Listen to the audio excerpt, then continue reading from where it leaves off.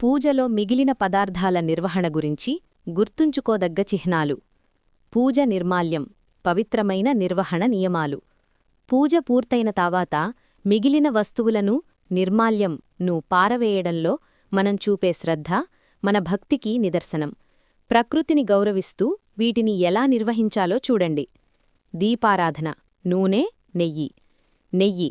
దీపంలో నెయ్యి మిగిలితే దానిని వృధా చెయ్యకండి. ఒక శుభ్రమైన పాత్రలోకి తీసుకొని మరుసటి రోజు దీపానికి వాడుకోవచ్చు. ఇది అత్యంత శుభప్రదం. నూనె. దీపానికి వాడే నూనెను కేవలం దైవ కార్యాలకే పరిమితం చెయ్యాలి. పొరపాటున కూడా దీనిని వంటలకు లేదా ఇంటి అవసరాలకు వాడకూడదు. పుష్పాలు, పత్రి. నిర్మాల్యం.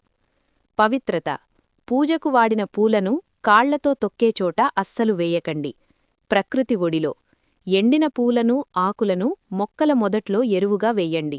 ఇది పూతల్లికి మనమిచ్చే గొప్ప గౌరవం. ద్వారాలంకరణ. తాజాగా ఉన్న పూలను మాలగా కట్టి ఇంటి ప్రధాన ద్వారానికి అలంకరించుకోవచ్చు. అక్షతలు, ప్రసాదం. అక్షతలు. పూజ పళ్లల్లో మిగిలిన అక్షతలను మీ ఇంట్లోని బియ్యం డబ్బాలో కలుపుకోండి. దీనివల్ల అన్నపూర్ణాదేవి అనుగ్రహం లభిస్తుందని నమ్మకం. నైవేద్యం. దేవునికి సమర్పించిన ప్రసాదాన్ని వెంటనే కుటుంబ సభ్యులు, మిత్రులకు పంపిణీ చెయ్యాలి. పసుపు, కుంకుమ, గంధం. నిత్యధారణ. పూజలో మిగిలిన పసుపు, కుంకుమలను పారబోయకుండా ప్రతిరోజూ బొట్టుగా ధరించండి. ఇవి దైవశక్తిని ప్రసాదిస్తాయి. గంధం. మిగిలిన గంధాన్ని తీర్థంగా తీసుకోవచ్చు లేదా నుదుట ధరించవచ్చు. కలసతీర్థం. సంప్రోక్షణ. కలసంలోని నీటిని ఇల్లంతా చల్లండి. సంప్రోక్షణ. మిగిలిన నీటిని తులసికోటలో లేదా పచ్చని మొక్కల మొదట్లో పొయ్యాలి. చిన్న సూచన.